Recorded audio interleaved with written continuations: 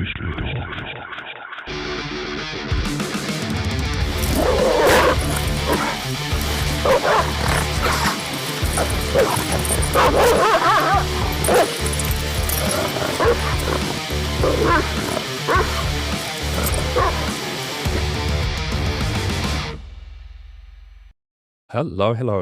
and welcome to another episode of Beastly Talks. As always, I'm your host, Ian Helling, and I'm going to start this off by giving you a little bit of a teaser.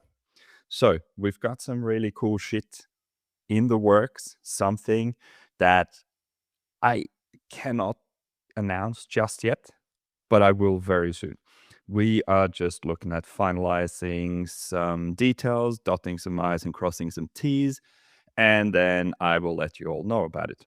But essentially, if you're a dog trainer here in Melbourne, Victoria, Australia, that works with reactive dogs, or you want to get into working with reactive dogs, if you're a dog training student that wants to learn more about reactivity, or you are just a dog owner with a reactive dog, trust me, you are not going to want to miss out on what is happening. It is going to be awesome and super helpful.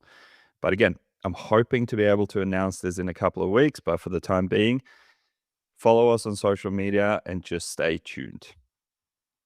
Now, that being said, this episode today, I am going to talk specifically about resource guarding. And as always, I got to put in a caveat here that if you have a dog with aggression issues, and resource guarding is a particularly difficult and intense problem at times to deal with. So I'm just putting it out here. Don't just listen to this podcast and try yourself, because chances are you can get hurt. Find a balanced trainer, not some force-free muppet that just throws food around and hopes for the best. An actual balanced trainer with a history of working with reactivity and aggression, and get help. I want everyone to be safe. I'm going to give you a lot of details here. I'm going to tell you exactly how I work with extreme resource guarding cases. But again, unless you are very proficient in dog training, don't try and sort this stuff out yourself, because chances are you can get hurt. So that's caveat completed. Now, this is the first episode where I'm essentially starting something new, which I am calling Reddit is Retarded. Now, Reddit is probably one of the best and worst websites on the planet all at the same time. I love it, but when it comes to dog training, Reddit is not a good place to get help and information. And I keep seeing more and more really moronic posts pop up. And I feel like we have to start combating a little bit of this nonsense that is just freely spread on the interwebs about what actual dog training is and how not to approach certain problems. And yes, I'm calling it Reddit is Retarded. And I know people get very upset by the R word. But just keep in mind that there is a thing called sticks and stones. And really what we should be offended by is not really by words, but the fact that it seems like 100 pedophiles run the entire world. I don't know. To me, that's just something to be a little bit more upset about, rather than just a couple of letters coupled together. But yeah, essentially, I'm going to start finding things on Reddit that I think are incredibly dumb or dangerous, and I'm going to talk about them here. And this video that I found last week, I did post that on my social media. Now, again, I'm recording this on Thursday, the 2nd of April. I'm hoping to get the podcast out today, but it might not be until Friday, the 3rd of April, 2026. And if you're listening to this far in the future, jump onto my social media, which is Viking Dog Trainer, scroll back, and I will post that video up so you can actually see it for yourself. The video that I'm going to be talking about, and that made me want to talk about resource guarding, my approach to resource guarding in general.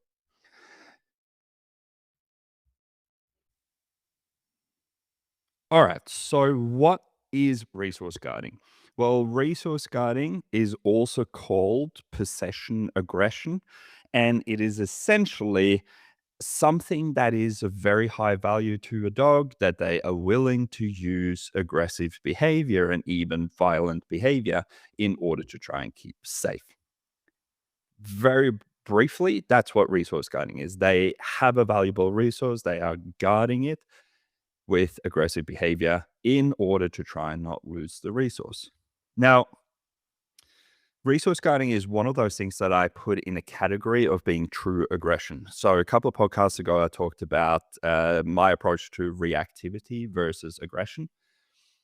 I have personally never seen a dog resource guard in a manner that I would call reactive. Resource guarding is very intent and it has a very clear purpose. You're not getting close to this thing. And I will use violent behavior in order to cause harm to keep the thing safe. So, resource guarding, definitely one of those things that I consider actual proper aggression. And that's where you need to have a skill trainer to help you out with this kind of stuff because, man, I have seen some serious injury done to people when a dog has been resource guarding properly.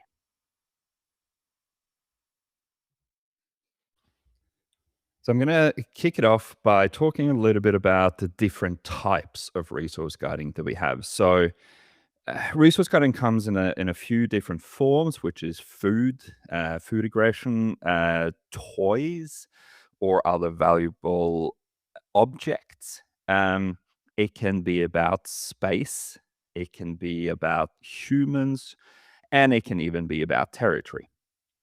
And so, food aggression, food resource guarding is probably the most common form of resource guarding that we tend to see, where a dog is, steal something out of the bin, which is kind of what happened in the video that set this conversation off.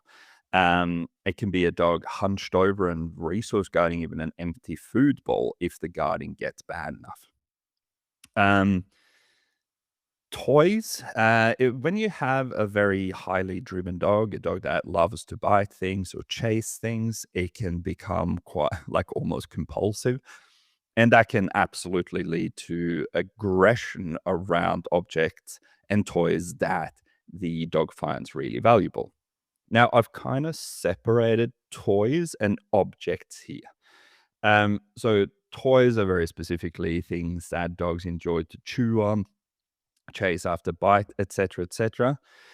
However, you can have resource guarding of a wide array of objects as well. Um, and so some of those things can be, you know, an owner's shoes. It can be a couch, a bed, a crate.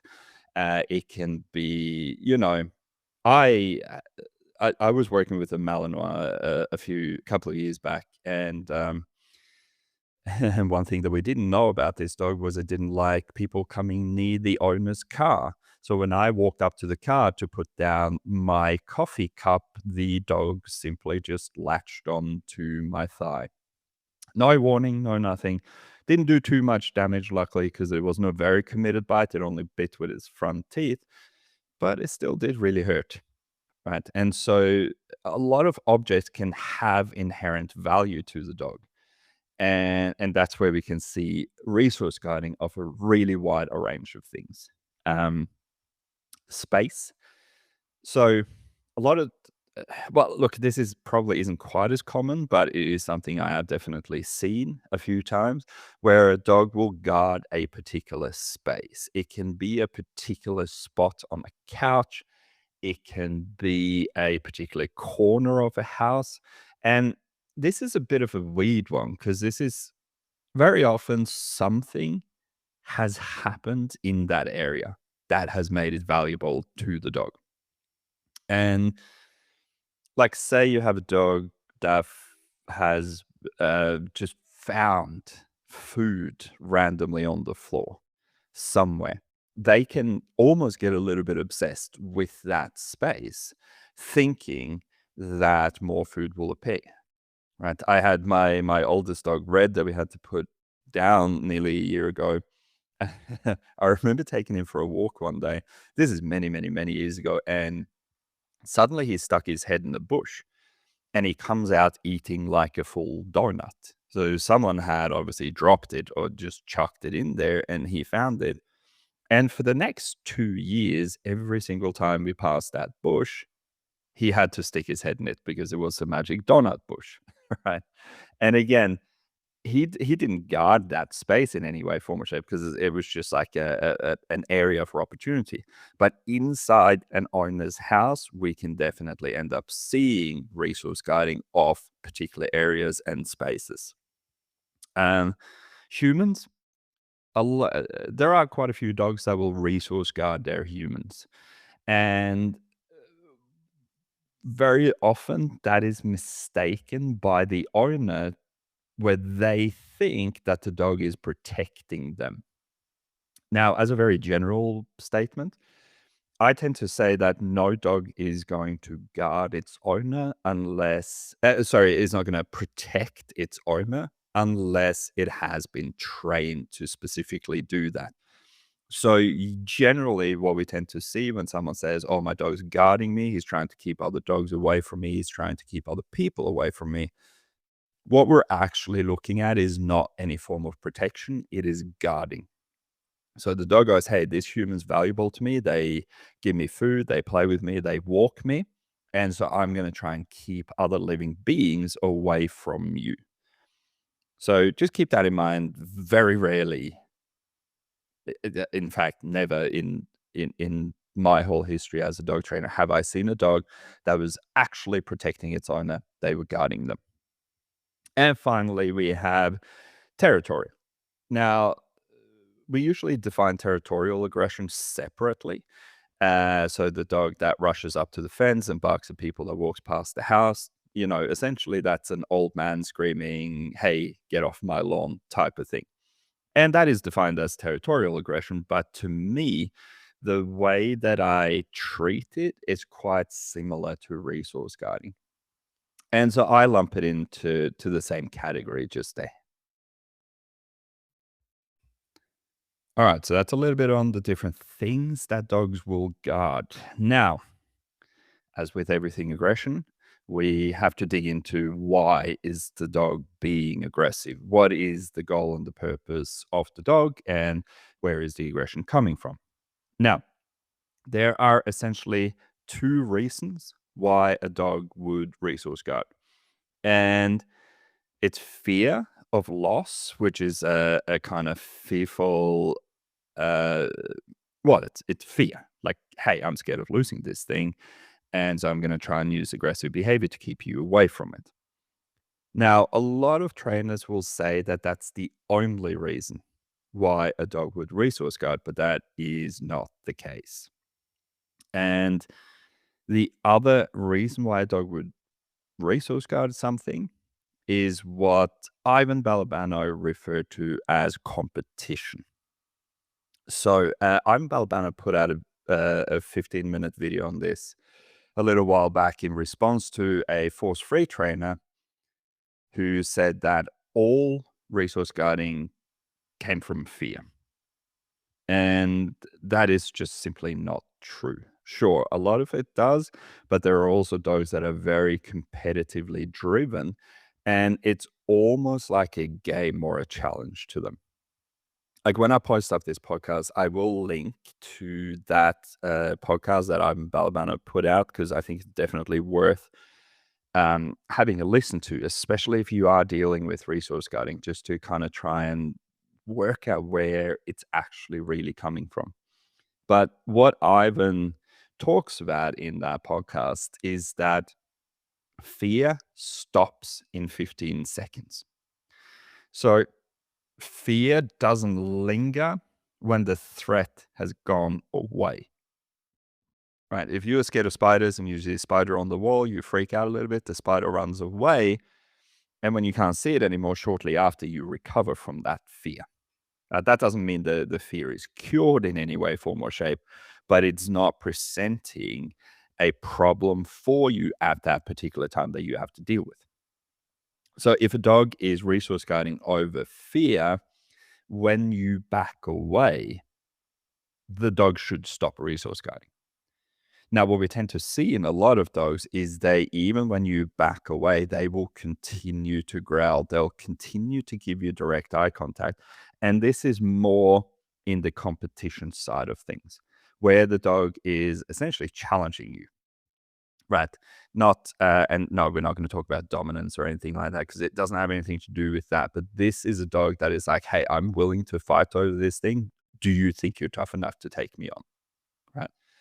And that is probably almost even more scary than the fear-based one because this dog is like, "Hey, I believe in myself. I think I can take you on, despite that you are probably 3 times or 5 times as big as me." Um, but yeah, dogs can, like, really double down when it comes to resource guarding. And, like, being assertive with your dog is important, right? And again, people who have working line dogs, people who have a working line shepherd, they come from competition lines or from military lines, whatever it may be. If you baby these dogs too much, you are almost guaranteed to run into massive problems because these dogs will start running circles around you.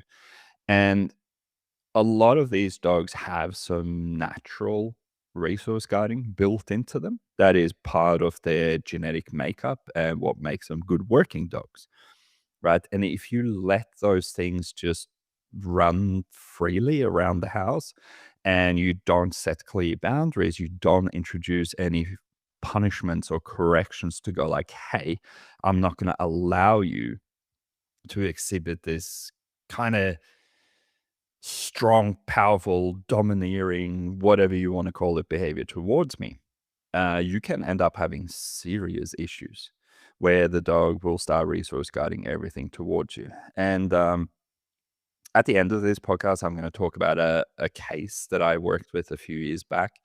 And that wasn't a big, strong, powerful dog, but that kind of goes to show how bad this stuff can get if the dog has no respect for you and you have no authority and no cooperation with your dog because they can fucking get tough on you.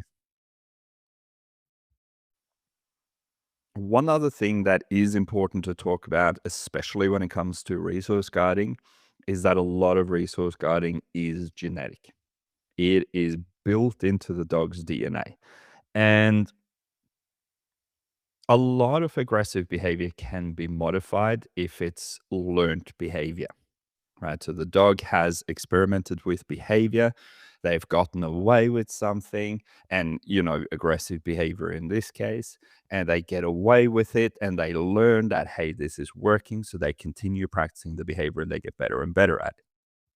I talk a lot about this in an earlier podcast, which is called, uh, I think I titled it Operancy Incorrect in Aggression. But yeah, drop on back and look that up if you want to learn more. But a lot of behavior that's learned, we can absolutely modify.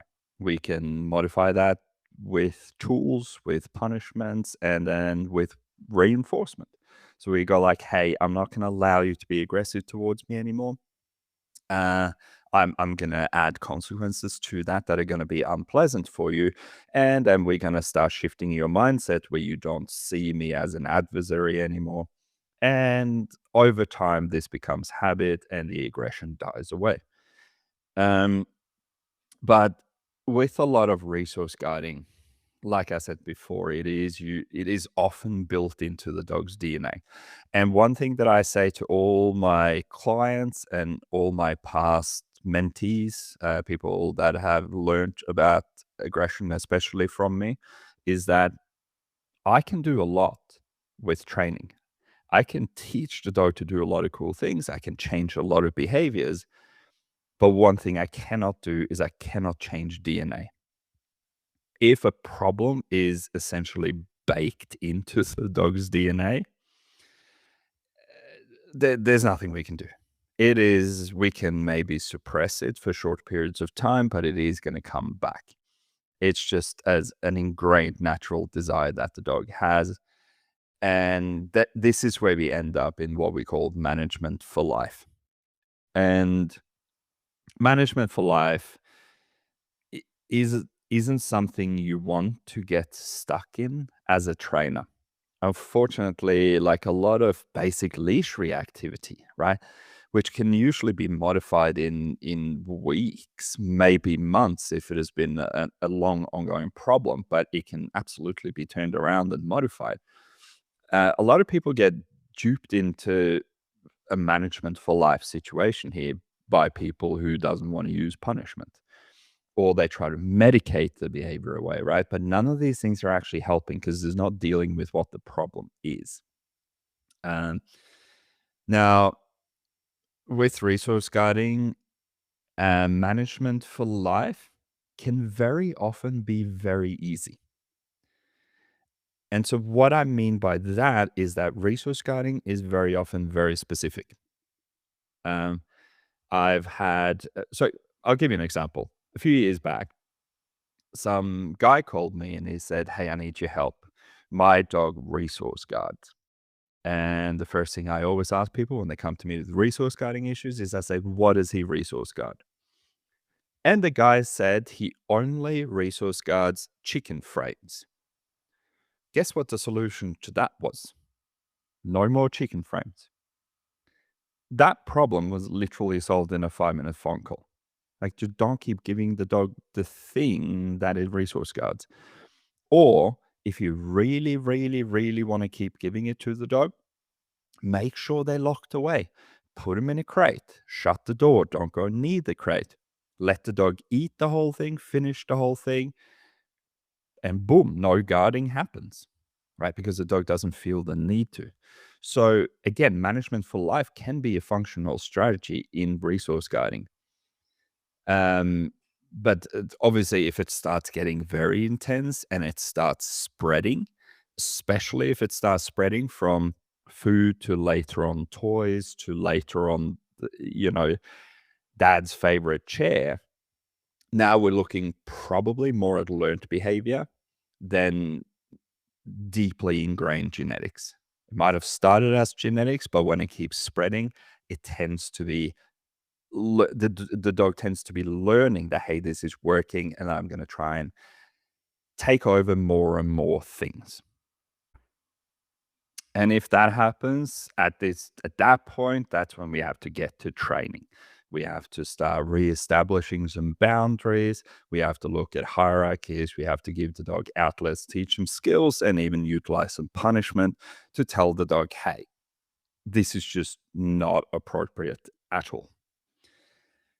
Now, before I get into the video and my more kind of comprehensive approach to working with resource guarding, I want to talk a little bit about stopping potentially early onset resource guarding, because that's where I see a lot of people end up having issues and doing the wrong thing. And this very much correlates to what happens in the video that I'm going to talk about in a little bit. But stopping early onset resource guarding can very often be done with punishment right off the bat. So we have fostered and rehomed, I think, 12 litters of puppies. I can't actually remember now, but it's yeah, about a dozen litters of puppies, anywhere from 3 to 8 puppies that we took into care. We looked after them, and then we rehomed them.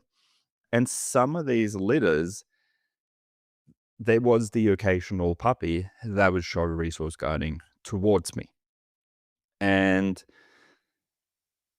if you're listening to this podcast, you're probably particularly interested in dogs and dog behavior. This isn't really, your average, hey, I'm going to teach your puppy to sit kind of podcast. It goes a little bit deeper than that. But if I'm sure you've heard this, someone has said in a video on Instagram, or someone has posted in a comment on Facebook, that you can never punish a growl. If your dog growls, That is communication, and you should not punish it away. Now, this is a very absolutist idea that does not take into consideration a lot of nuance. And uh, I would say to anyone who is following someone that is having absolute statements all the time, like you can never punish a dog because it makes him fearful and aggressive. You can never punish a growl. You can do anything with positive reinforcement. These people are not good trainers. They don't understand nuance. And dogs are incredibly nuanced in how they behave and how they approach the world around them. So I don't think I've ever said something absolute because I know there is always going to be a dog that doesn't follow the rule, right? There is always going to be that one dog that goes like, no, do you know what? I'm not going to fit into the grand scheme of things here. And those are the dogs that we learn the most from because now you go, well, I've done this 100 times. It's worked every time. But now suddenly a dog presents itself and it is just not working. Right. And that's when we have to actually start digging into the dog's behavior, trying to get a clear understanding of their mindset, where this behavior is coming from, and take a different approach. Right. And that's my favorite thing because that's when you learn from dogs, right? That's when you really get to study a dog and go, who are you? Why are you doing this? And how can we learn to work together rather than just butting heads as nemesis? Right? Those are the really cool cases that I love working on. But a lot of people will take to social media, they'll pretend to be the authority on something, and they will almost always be very absolute in what they say. These are people you do not want to listen to or take a lot of advice from because they are just proving publicly that they don't actually know what they're talking about when they make absolutist claims and they don't look at nuance. Um, Sorry, went on a bit of a tangent there. I'm sure you've realized by now I do this, so please bear with me. But you can punish a growl, absolutely, if it is a dog just experimenting with behavior. So if you have a dog that stayed with you for 6 months, right? You've never really had any issues. Suddenly you find yourself in a situation where that dog growls at you for whatever reason, whether it's over some food, whether it's over he tried to pick up something off the ground, you tried stopping him, but conflict begins. At that point, you can absolutely assert yourself and go, hey, no, you're not allowed to act towards me like this. That's where you put in some authority and you correct the dog and you say, hey, this behavior isn't going to work for you. Now, I will mention here, if you have an older dog that you've gotten from a shelter or something, be a little bit careful with this because this might be the reason why they ended up in the shelter. They may have an extensive history of growling at people and getting their way. Now, the whole idea around never punish a growl is that if you punish a growl, you take away communication. And now that communication automatically escalates into violence where the dog will lunge, snap, and bite. And again, that can happen because if the dog really believes that me being aggressive is how I keep the world turning, it's how I keep myself safe, you trying to interrupt that can absolutely escalate the behavior. But if you have a young dog or a puppy that growls at you, yes, you can punish that because you can say to the puppy, hey, you cannot do this to me. Like, we have to learn to work together, and you trying to overpower me in some way, form, or shape, that is not going to be conducive to us having a good relationship.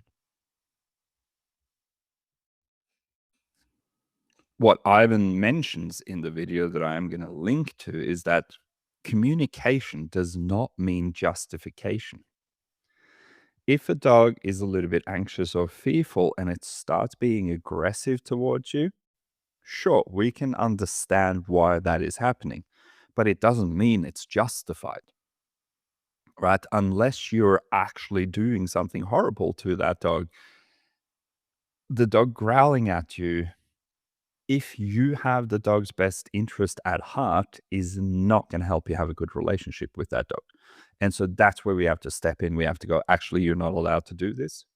I don't care what's happened to you in the past at this point, because the only thing that really matters is what is going to happen with the two of us in the future. That again, this is where a lot of people back away. They start talking, they start rambling about fear and anxiety. And if you talk back to a dog, it's only going to make things worse. It's not the case. It can be the case, but very often it isn't the case. And even if it is the case, it shouldn't be just automatically allowed and celebrated. So I'll give you one example that I remember really well from one of the litters that we had. So when we had litters of puppies, we'd feed them 3 times a day, because these puppies would be anywhere from 5 to 8 weeks by the time we got them. And so we'd feed them 3 times a day. We'd just fill up 3 food bowls, and we'd put the food bowls down, and we'd just walk away. Right. Now, I will very often with puppies, I will put down the food bowls. I will have some good food with me, some better food than what they're eating. And I will start approaching the food bowls. Now, this will produce some stress in some puppies, because they're like, oh my God, I don't know what's happening. Why is he coming towards my food? Right. And this is very often where resource guarding begins, because the dog starts freaking out, and then they start growling, and we walk away when the dog's growling, and the dog goes, oh God, I need to continue to keep my food safe. I need to continue to fight for my food. Right. This is where a lot of problems begin. But what I do is I approach the food bowl. You'll sometimes see a little bit of stress in the puppies, because they'll start eating faster. It's almost like they're worried that the food's going to go away. So they try to get as much in their gob as they possibly can before it disappears. But of course, what I don't do is I don't take anything away from them. I actually add more food to the bowl, and it's higher value food. So the dry food, for example, that they're eating at the time, I add in something more delicious, like some raw meat or something.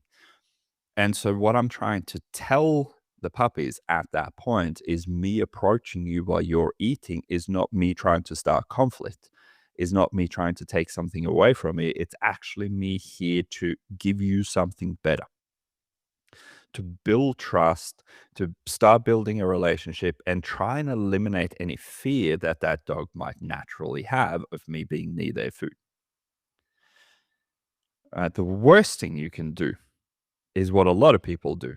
And that is them saying, hey, I'm going to show the dog who's boss, and I'm going to teach them how to share. So you give the dog a food bowl, you sit down next to it, and every 5 seconds while the dog's eating, you take that food bowl away. Now, what you're doing at that point is you're proving to the dog that food is not safe when you're around. And that is the exact opposite of what you want. If I was going to train a dog to resource guard, that's literally what I would do, because I would prove to the dog, hey, you can't trust me. Your food's not safe around me. And that dog within, again, a lot of dogs within a couple of days will start hunching over that food bowl and start growling, right? They will not learn to give or to share, because that's not really how dogs operate, right? Think of it this way. Like, say you go to a restaurant. You go to a nice restaurant, you are hungry from a long day, and you go, finally, I get to enjoy myself. So you order your favorite meal, you have a couple of drinks, everyone's laughing, having a good time. Food comes out, gets put on the table. Now, you pick up your knife and fork, and you go like, oh man, I'm so hungry. This is going to be awesome. I'm going to get negative reinforcement, because my hunger is going to get taken away. I'm going to get positive reinforcement, because this meal is delicious. The second you pick up your knife and fork, the waiter comes over and grabs your plate and walks away. Now, at that point, you get confused. Like, what happened? Right? Most people aren't going to turn the same way that dogs. won't turn to aggression immediately because they'll be confused by what's happening. And 20 seconds later, the waiter comes back, puts down the puts down your plate again. And you go like, oh, that was weird. Okay, I'm not sure if I trust this guy, but okay, I'm still hungry. Now I'm going to get to eating.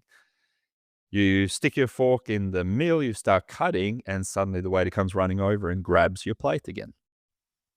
Now you start getting aggressive because you're like, hey, get the fuck away from my food. Like, I'm here, I paid for this, like, I'm entitled to this, I want this, and you keep taking it away from me, right? If this continues for longer, you're gonna stand up, you're gonna go, "Hey, where the fuck's the manager? Bring me the manager before I punch you in the face. Get the fuck away from my food." That's exactly what you don't wanna do with a new puppy or a dog that you don't know. Any dog. Actually, no. Do you know what? Scrap all of that. You don't wanna do that with any dog ever at all, because it's only going to cause you more problems. When you give a dog food, let the fucking dog eat. That just that is going to help you prevent so many problems if you have been doing this stupid food training, or what some people call food training in the past, which is literally just antagonizing the dog into resource guarding. Give the dog the food, walk away, call it a day. I apologize. I'm jumping back and forth a little bit. It has been a hell of a long week, and I'm very tired. So I'm sorry for that. But back to the litters of puppies that we had. Now, I will, like I said, approach their food bowls and I'll throw some better food in. You do that over a few days, and what actually happens is instead of feeling the need to start guarding the food bowl, a lot of the puppies, when you approach the food bowl, they'll actually sit down and look at you because they go like, "Oh, here comes the guy again that has the good stuff, right? We're happy to eat the boring stuff, but now comes the good stuff. So we're going to give up eating the food that we have in order to see what he's got for us." Really good way of just building value in you being around the dog's food and proving to the dog that, hey, you can trust me. I'm not going to take your stuff away. So that's an exercise that I do with pretty much every single litter of puppy I have ever had. With older dogs that come to me for training, I usually put them on an existential feeding program, meaning all the food comes from me. So we do 3, 4 training sessions together every day, and that's kind of how the dog gets fed. Unless the dog's specifically there for resource guarding, and dealing with the resource guiding, then the process is a little bit different, and I'll talk you through how I do that later. But this litter of puppies, I remember walking out, putting down 3 food bowls, all the puppies come running up, their tails are wagging, they get into their food bowls, and they start circling while they're eating, right? Which is hilarious. But anyways, at this point, I wasn't doing any food training with them, so what I did was I just put the food bowls down and I walked away. I went inside because we had some washing that had just finished and it was a sunny day. I was just going to go and hang it up to dry. So I pick up this big plastic container that we got with all the wet laundry and I walk back out. Now, as I'm walking out, I walk past where the dogs are eating. And the second I set foot down outside where the food bowls are, one of the puppies growls at me. Just one, not all of them. But at that point, I have to do something because if I walk away, the dog's going to go, shit, that worked. I'm going to store that for future reference. So, what I did at that point is I dropped the big, heavy plastic basket that made a loud sound, which startled all the puppies, and they all stopped eating. And they were just looking at me like, what the hell happened? Now, I then picked up the one puppy that growled at me and I just said no, and I gave it a little shake. Nothing crazy, just a little bit of like, hey, this isn't cool, right? And then I put the puppy down again. They all went back to eating, and I went back to hanging up the laundry. None of those dogs ever growled at me ever again. and there was never any reported resource guiding after we adopted them out in the future. The thing here is, again, it could be genetic, right? We don't know with such a young puppy. But if the dog is, if the puppy is experimenting with behavior and they get away with something, that can cause a big learning event, which can cause you future problems and ongoing problems. This is why I'm so very strict on stopping things with puppies before they have a chance to have success with them. Again, the behavior modification process for an older dog that has aggression issues is completely different. An older dog, very often, I will reward them for growling if they are used to biting, because I'd rather they growl at me to warn me than I would have them try and bite me. Right? That's a whole different thing. That doesn't even come close to what we're talking about here. But I think it's important to mention all of these things so you understand how much nuance there is when you are working with aggressive dogs. And we have to understand it from the dog's point of view. But yeah, these puppies, they startled for a little bit. And then they kind of sat there looking at me. And then I just stood there doing nothing. They all went back to eating, never had an issue again. But again, that could very quickly become a behavioral chain where the dog goes, every time there's food around, I'm going to growl at the person. Hopefully, the person will go away because that's what they've done in the past. And you're now creating problems for yourself. From an older dog's point of view, or a dog that you don't really know the history on. So, if you get a dog from a shelter, for example, I always start hand feeding them. Okay, you're going to get all the food do you need, but it is going to come from my hand, right? This is going to help prevent any form of object guarding like food bowls. I have seen multiple dogs resource guard empty food bowls because it's not about the food anymore. The behavior is so ingrained and learned that it's just the idea of where the food comes from is enough for the dog to become aggressive. So again, with older dogs or adopted dogs or dogs you don't know the background of, best thing you can do, divide that dog's food up into rations, 2, 3, 4, as many you can, and do 2, 3, 4 short training sessions every day where, hey, I'm going to ask you to follow my hand. I'm going to ask you to sit. I'm going to teach you to drop, do all these things. And that's how you get fed. That builds relationship, that builds trust, and it takes away any previous like resource guarding that maybe the dog may have done. All right, so let's get stuck into this Reddit video. So I think I found this video 5 or 6 days ago while I was just doom scrolling Reddit because that's what I do when my brain gets a little bit overwhelmed and I just need a break from reality. But I'm just scrolling through and this video pops up and I can't remember exactly what the caption was, but something like puppy is aggressive, help. It was something along the lines of that. Whenever I see that, I immediately jump in to see what's actually going on. Now, unfortunately, because I'm a bit of a moron, what happened was I ended up just saving the video and screenshotting a few comments. I didn't screenshot the actual post. But what I do remember from what the woman had written was that this was a 4-month-old puppy. I cannot remember the breed, but it looks almost like maybe a Cavalier or something. So I'm not 100% sure on that. And she also said that this is the first time it's ever happened. And that's kind of all the information that I really need to remember. But let me crack the video open here and have a look. So it is a 41-second long video.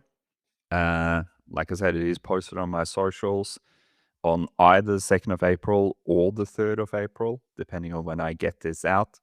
So you can go and watch it there if you want to see for yourself. But I'm just going to talk you through what's actually happening. So the first frame that we see, We see this little kind of almost wire-haired looking s- Cavalier Spaniel thing. Again, I cannot for the life of me remember what kind of dog it was, but I don't think it's important. Um, it's on the kitchen floor, and it does have a full roast chicken. Now, what happens as we start playing? I'm just going to turn the sound down so that doesn't get picked up by the microphone. But the woman starts approaching, and she's obviously filming and holding out her other hand at the same time. Now, she is wearing an oven mitt, which I think is a very clever idea. Um, but what she does to the dog is not a very clever idea. So she starts poking the dog, right? She starts touching the dog repeatedly, and every time she gets close and makes contact with the dog freezes and it growls. Now, when I say growls, it's not like a play growl thing. This is deep and guttural. This is a warning, get fuck away from me.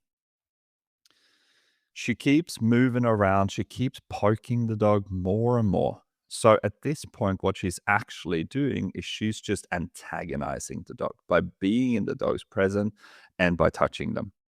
And this dog is already in full guarding mode, right? This isn't something that is building up. Like he's already probably growled at her or maybe even snapped at her. She's gone and grabbed the phone to film, and she's grabbed the oven mitt. And now she keeps coming back for more antagonization. Antagonization. No, wait, that's not a word. If she comes back and she antagonizes the dog further. Sorry, my Norwegian brain kicked in there for a second. Now, at roughly 22 seconds, she tries to grab the chicken carcass, and the dog full turns around and tries to bite her. This guy isn't holding back. Now she stands watching him. She comes in again. She tries to quickly snatch the chicken carcass out of his mouth. She does that twice. Every time the dog lunges and tries to bite her, and she gives up. So he's repeatedly winning. We're at 34 seconds now. And finally, the woman just gets up, walks away, and says, "What the fuck?" I think that's fair. If you don't know much about dogs, if you don't know much about aggression, I think it's very fair to think like, what the hell am I living with? This house predator that at 4 months old is going for full bites on me. Right. Now, roast chicken, as I'm sure many of you know, is probably one of the most valuable things you can give a dog. So this dog, it's managed to open the bin somehow. It's dragged this carcass out, and it is just standing there chewing on it and guarding it. So I will get to some of the comments a little bit later, but I'll tell you first what she did wrong and what I would have done instead. So the one thing that she's done right is she's put on the oven mitt to protect herself. Now, if this is a young puppy, if it is 4 months old, it's still going to have its baby teeth, which are sharp, but they're not very strong. And so if the dog properly latched onto her, sure, she might have had some small punctures, but it's not going to like really damage her. If it was a bigger dog, that would be a whole different story. I probably wouldn't even go near the dog if it was a bigger dog, right? I would just hope that the chicken bones wouldn't kill it, and I would realize I have a big problem on my hands and then do behavior modification afterwards. Because if this was like a 60-kilo Cairn Corso or something along those lines, you are maybe going to the hospital. Actually, it's quite likely, I would say, that you would go to the hospital in this situation. So that's when you just kind of have to step away and go, shit, I fucked up. I'm not in a position to deal with this. I don't have protective bite gear. I don't have tools on the dogs. There's nothing you can do at that point. So you kind of just have to pray and hope for the best and learn from it. Now, what she's doing wrong, obviously, is she just keeps approaching the dog. She's closing space to the resource, which is what makes the dog guard. But instead of dealing with the problem, She's literally just antagonizing the dog. She comes in, she pokes it, the dog growls, she moves away. She comes in, she pokes it again, the dog growls, she moves away. And then when she starts moving up towards the head of the dog sees her and immediately goes for her. Like, again, like if I was going to make a dog try to resource guard, that's probably what I would do. Right. And that's why I hate watching videos from shelters where people are just stuffing plastic hands on a stick into a dog's food bowl. Right. Because that's literally how I would piss the dog off and say, hey, you're not safe when I'm around, to the point where they would probably start guarding. And when they growled at me, I'd run away squealing. And the dog would go like, fuck me, this is working. And now we're operantly training the dog to become aggressive. But again, like I'm not blaming this woman at all, right? She's maybe never had a dog before, maybe never seen a dog or been in the presence of a dog growling. And so as humans, we do stupid shit, right? Because we freak out. That's perfectly natural. But that's why we need to talk through this stuff and go, what should we have actually have done? So here's what I would have done. I would have done one of two things, because if this is actually a puppy and because it's a small dog, I would have literally walked straight up. I would have put my hand over the dog's neck and I would have grabbed it around the neck, right? Now, I have pretty big hands, so my fingers would likely wrap all the way around that dog's neck so that the dog can't bend down and bite me. Look, again, I might have copped a few bites in that process, but again, at least I'd be dealing with it. So grab the dog around the neck, try and control its head as much as possible, and then I would put my other hand under its belly, lift it up, carry it away, lock it in the crate. Now, what that would be positive punishment from me applying physical pressure to the dog, and negative punishment by me taking the dog away from the valuable thing. So this is a full punishment event that would hopefully stop the dog dead in its tracks, right? And not try to do it again, right? And I would have dealt with the issue. Now, if this had happened to me, I would have done exactly what I said, grabbed the dog around the neck, picked them up, carry them away. But then I would very quickly afterwards, like the day after, give the dog a little bit of time to rest and kind of work through all that cortisol. And then I would say, okay, now I need to find out if this is an issue. But then I would set up a training scenario where I could have a leash on the dog. I could have an electric collar on the dog. And if it turned out that this was a big genetic issue, I would still be able to stop it and keep everyone safe and then look at management strategies. Another thing that you could have done if you haven't got anything to protect your hands or if you're particularly scared of getting bitten, is grab a tray, like a chopping board or something, and I would literally just shove that in between the dog's face and the chicken. Just slam it to the ground, try to scare him away, try to pick up the thing and get it in on the bench as quickly as possible. When the resource is gone, so should the resource guarding be. Unless you have bigger problems like the dog's human aggressive on top of resource guarding, uh, with that puppy, if you just slam down like a tray in between him and the resource, I reckon the dog would freak out and run away. It wouldn't come at you. That would be very unlikely. But again, separate the dog from the resource, use pressure to tell them, hey, no, you can't do this, and even use punishment to go, hey, this is not going to be a viable approach for you to take in the future. Now, in this case, it is unfortunately very likely that she's created a lifelong problem because of how she approached the dog. Because she repeatedly tried to put pressure on that dog, the dog put pressure back. Now we're in a headbutting situation of negative reinforcement to see who applies the most pressure. And because a chicken carcass is such a valuable thing, this pushes us into what we call a single event learning.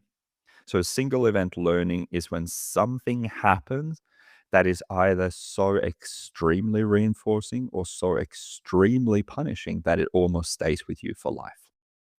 And in this case, because the dog won repeatedly, it escalated its aggression and had more success. I'm worried that this dog's going to potentially resource guard for life.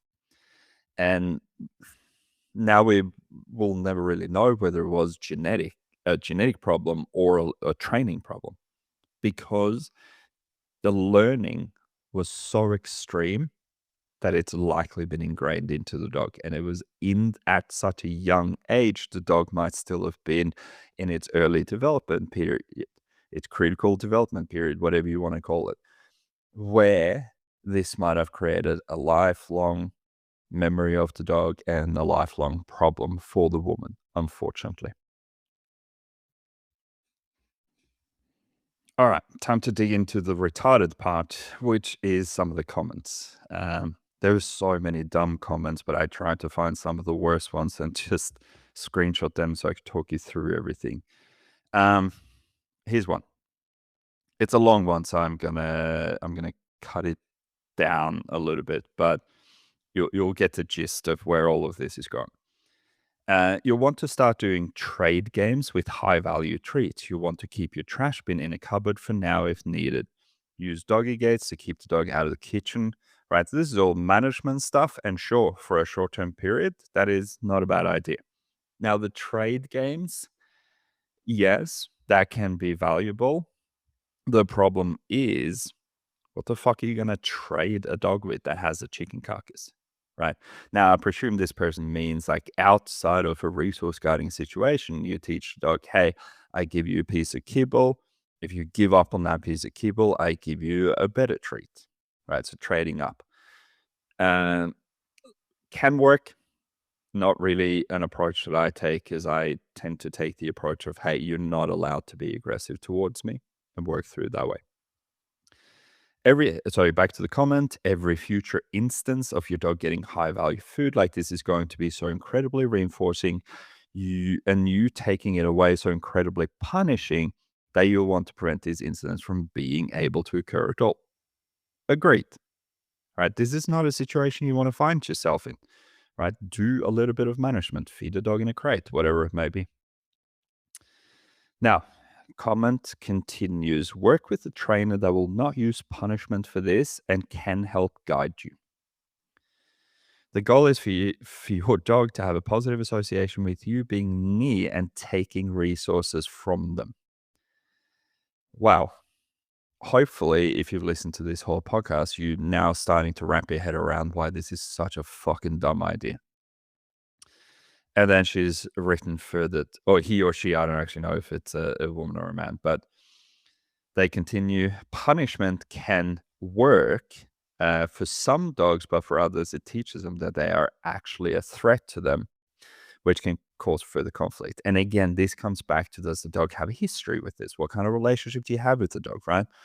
And all of this absolutist bullshit is what gets so many people in trouble on the internet. Now, this same comment, it's a long one, but this same comment then goes on to say, resource guarding can be incredibly easy to train out of a puppy the, the less you build instances of threatening and punishing behavior. Now, this is where I gotta sigh and punch myself in the head a little bit, because no, it's not easily fixed, especially not after an event like this. It can be easily prevented in a lot of puppies, but easily fixed so long as you don't threaten or punish the dog. What absolute fucking bullshit. Huh. Let's listen to another one. Or let's read out another one.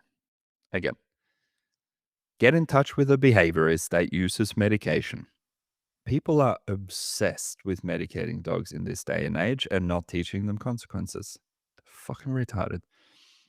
This same person then goes on to write, obviously in all caps, do not use dominance or intimidation, as dominance and intimidation are a great way to teach your dog that there is conflict in a situation, and this can create worse aggression issues.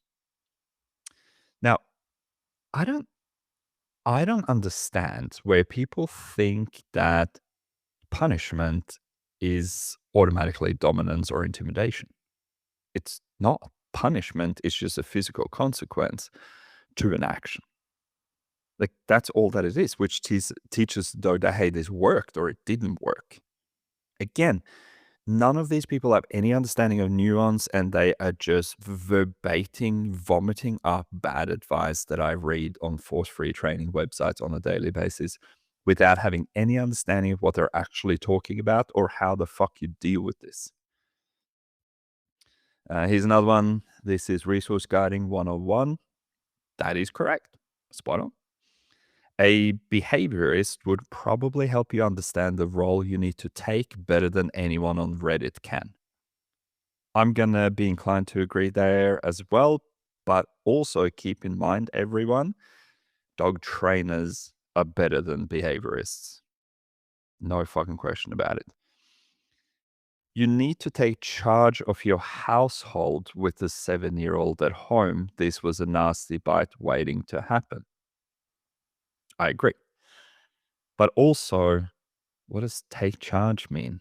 Right? This is just vague nonsense. And then they refer them to a force-free training page, of course, where nothing's going to happen. The dog's going to get medicated. The dog's going to get euthanized eventually, because that is the process of force-free training.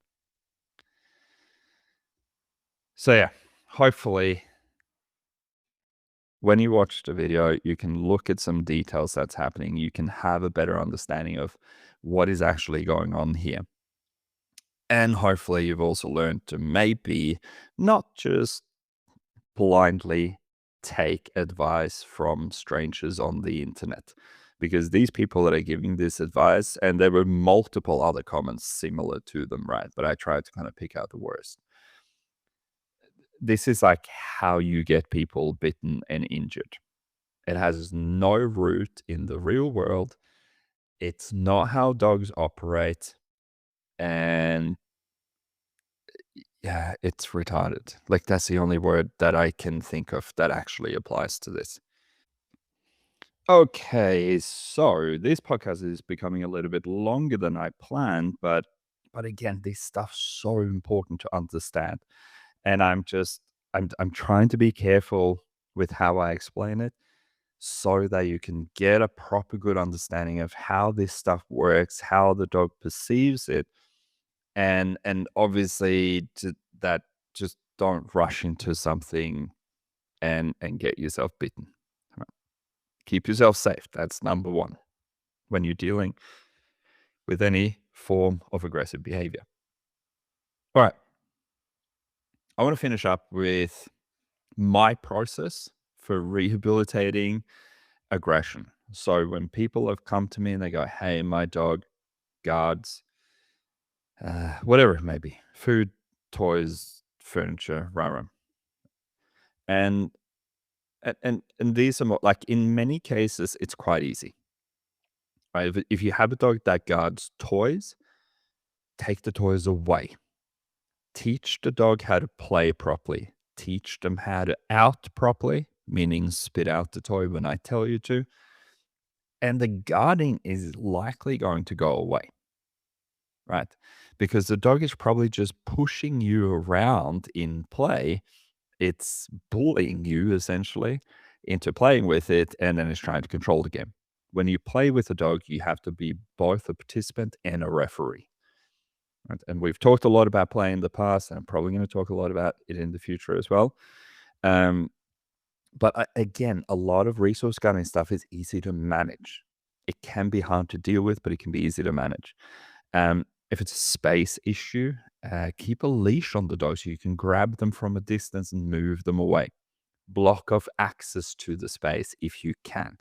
If your dog's guarding any form of furniture, right, keep them off the furniture.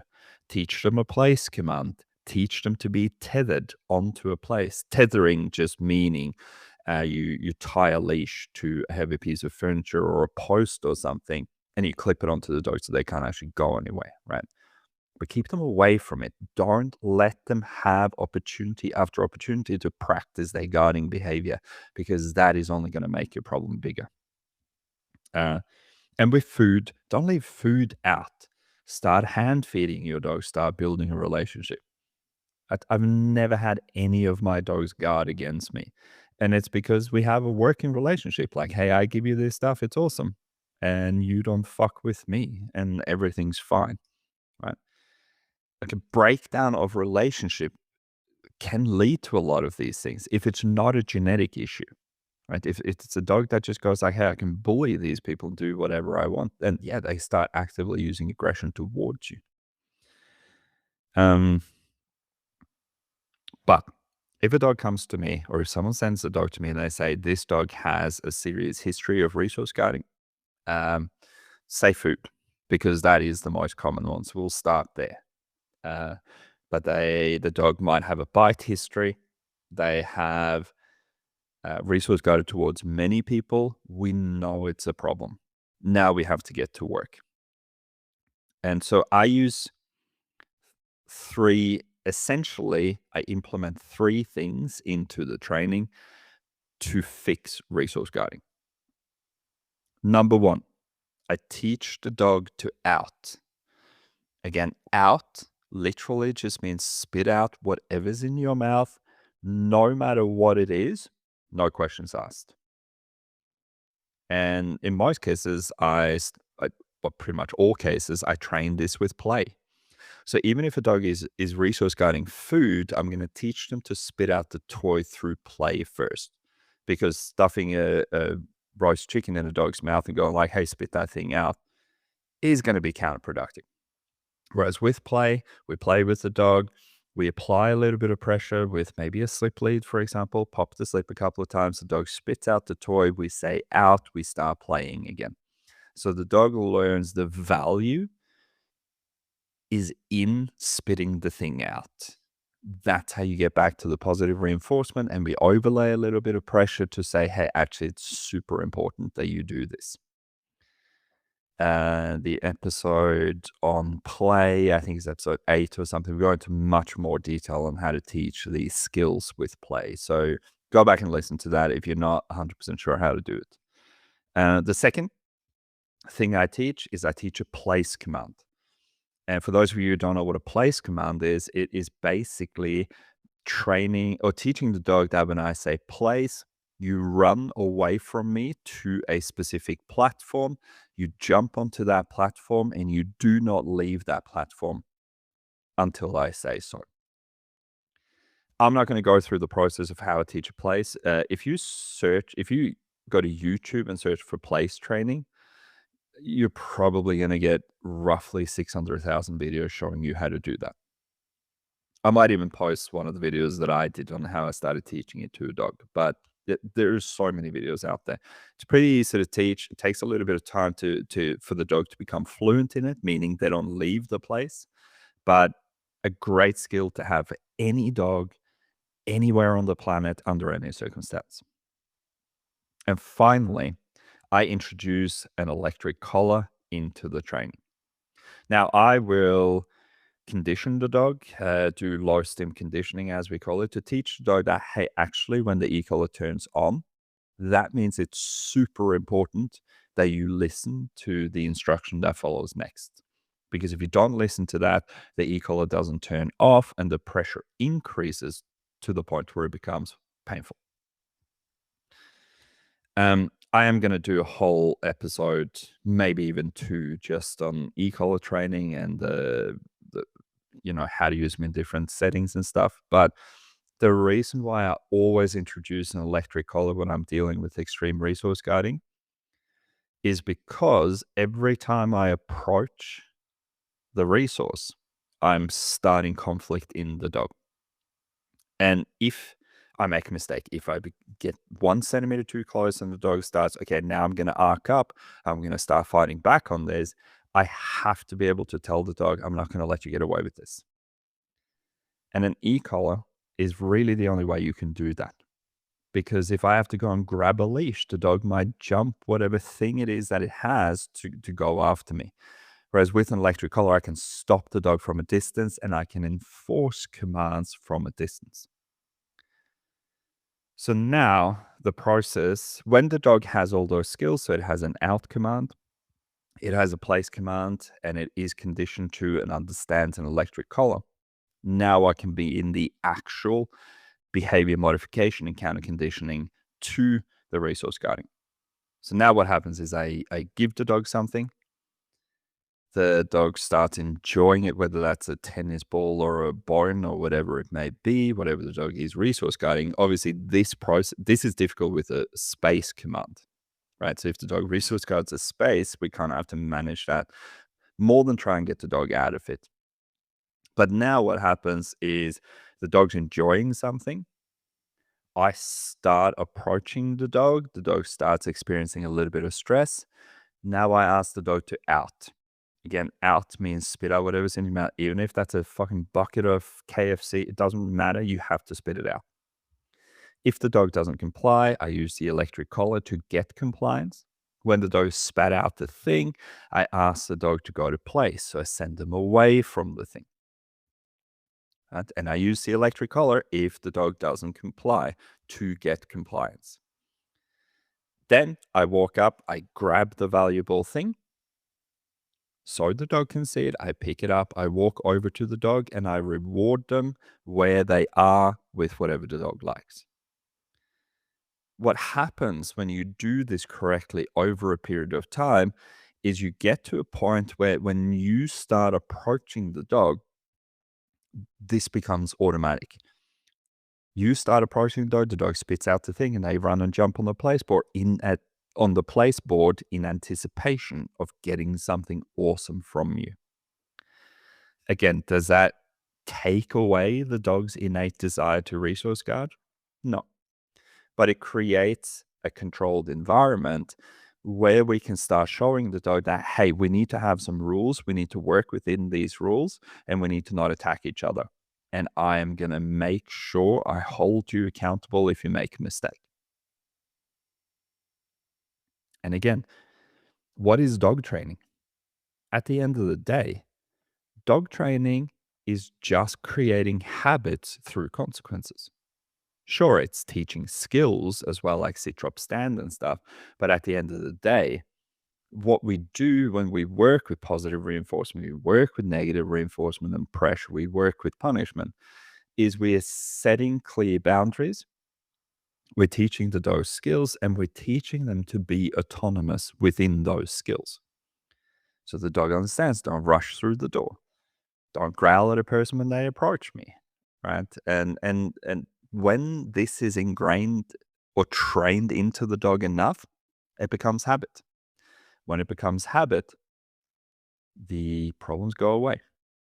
So a lot of the behavior modification stuff is actually creating another habit than the dog has taught themselves to do.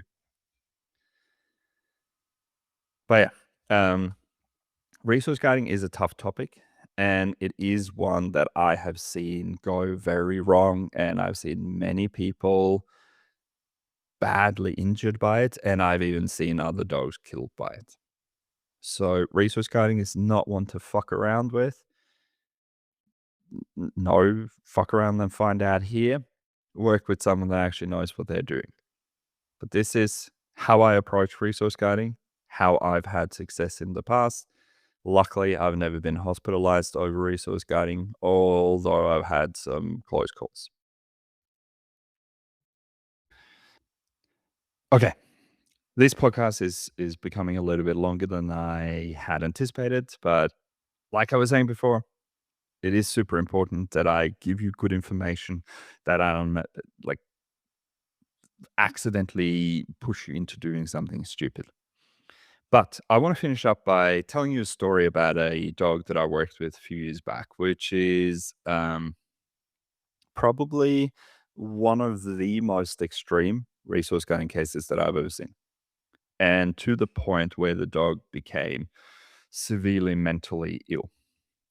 So I was contacted, it's probably 4 or 5 years back, by someone who had I couldn't find the details, so I'm gonna have to guess a little bit, but I think he was around 15 months old, and it was a cavoodle. And they said they were having some issues with him barking at them when they left the house. And he had, I think, growled over food a few times. That's kind of all that they told me in the email.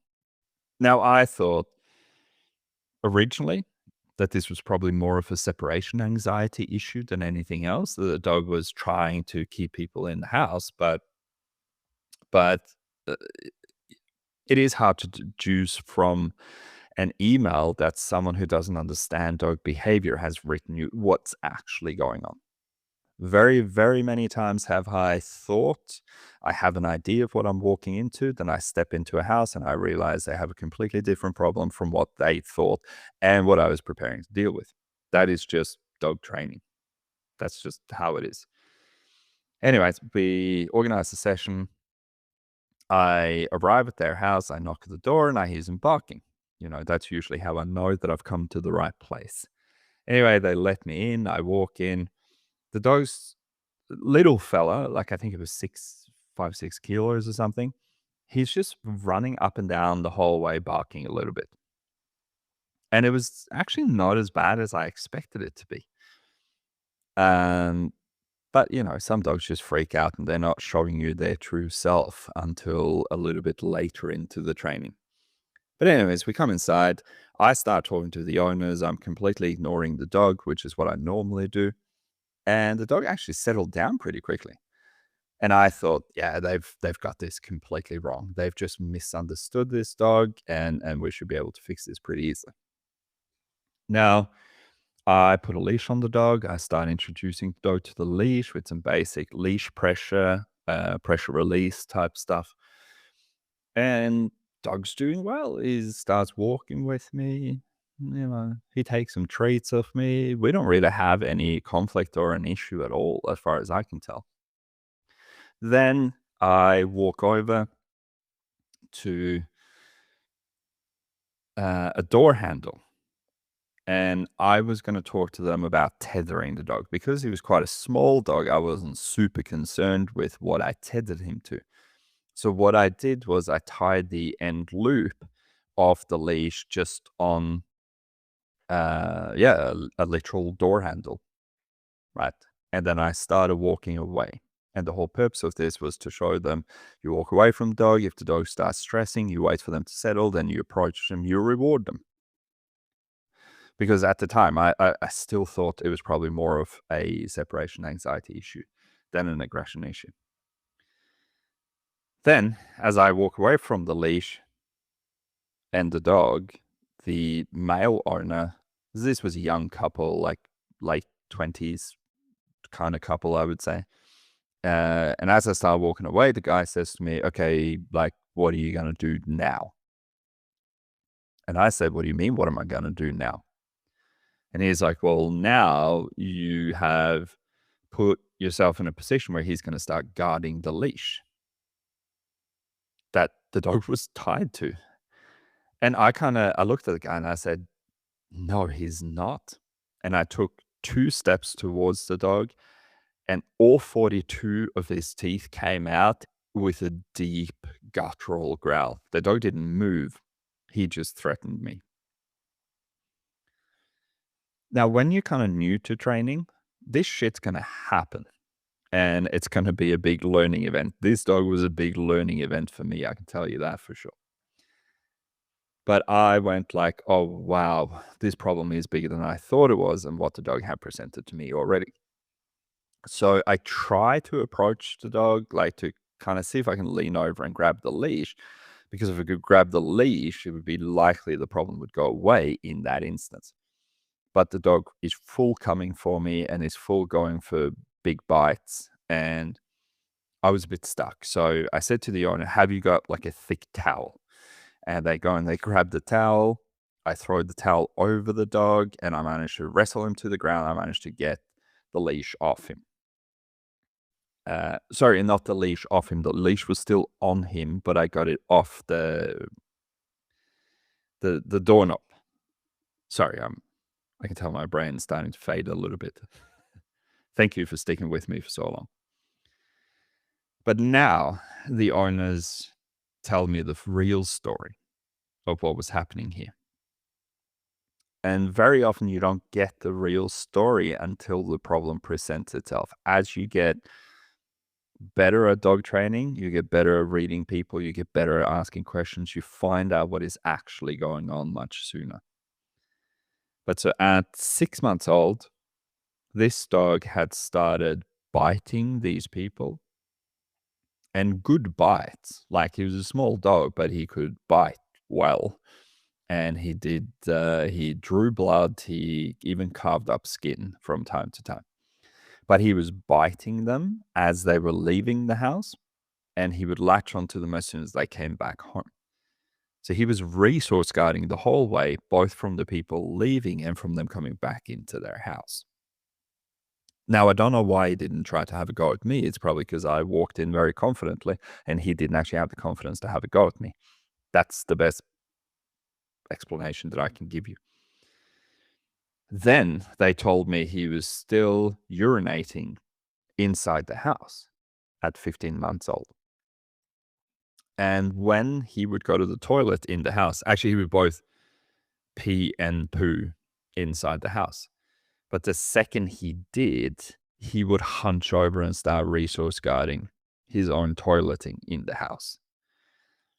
Now, this is not normal.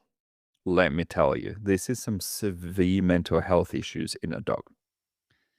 And whenever they tried to clean it up, he would bite them. He would latch on, he would tear them up. They would have to like try and shoo him away with brooms and things in order to be able to clean up the fact that he'd gone to the toilet inside. They were terrified of the dog. And I understand why. This dog did not hold back. Sure, he wasn't big, but he was not holding back.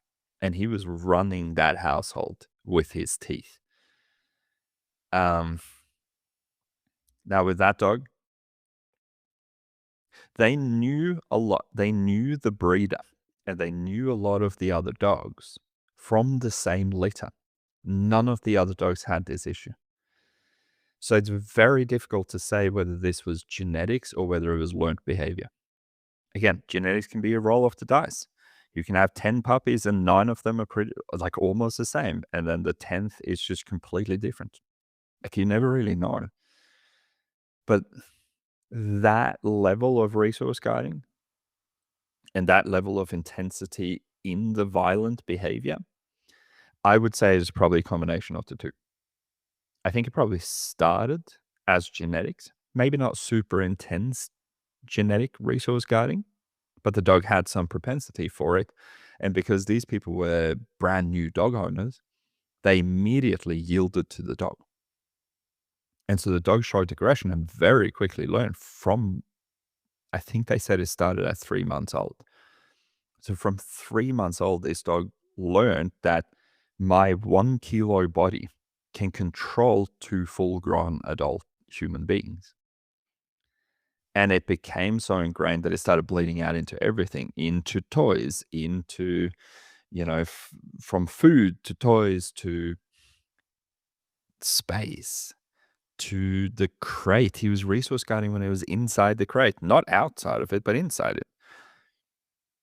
And it just completely went out of control. Now, after we finished the session, we managed to get him into his crate. We managed to keep everyone safe. The male owner did cop a bite, which was bleeding, but it wasn't quite as bad as what they normally experience. But I tried contacting them a week later, and I never heard back. So unfortunately, I can't tell you what actually ended up happening. My best guess is that the dog was probably euthanized.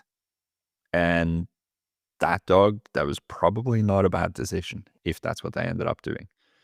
But man, they would have had such a long and intense training process in front of them because it was that bad. And it's funny because people always laugh at like, oh, but it was just a little dog. And I'm like, yeah, but this dog had the intent of a Malinois around a tug toy.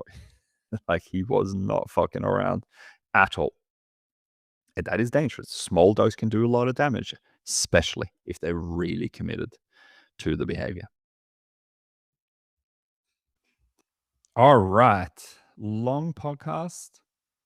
If you've made it to the end of it, thank you so much for sticking around.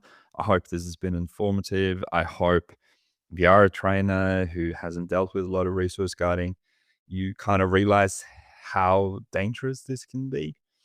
And hopefully, I've given you a little bit of an idea how to prevent it, how to deal with it in the future, and hopefully, I've given you some advice on how to stay safe. Because at the end of the day, working with aggressive dogs, that's the most important thing, is that everyone stays safe. Things go wrong from time to time, and we get bitten. That is the nature of working with aggressive predators. It's unavoidable. But yeah, hopefully this has been informative. Hopefully it's been helpful. And if you have listened to this, if you think you have a dog that has some resource guarding, again, please get help. Don't just listen to this and to try to fix it yourself. Reading a dog's body is so important, and that is the only way you can learn that is with a lot of experience. So yeah, again, thank you so much for tuning in. If you have any questions, if you have any topics you want me to talk about, feel free to contact me on social media. I'm Viking Dog Trainer on Facebook and Instagram, or you can email me on my website, beautifulbeast.com.au. Cool. Now we all know what to do. Go train your dogs. Goodbye. Thank you for tuning in to another episode of Beastly Talks. I hope you found it interesting and that you'll join me for the next one as well.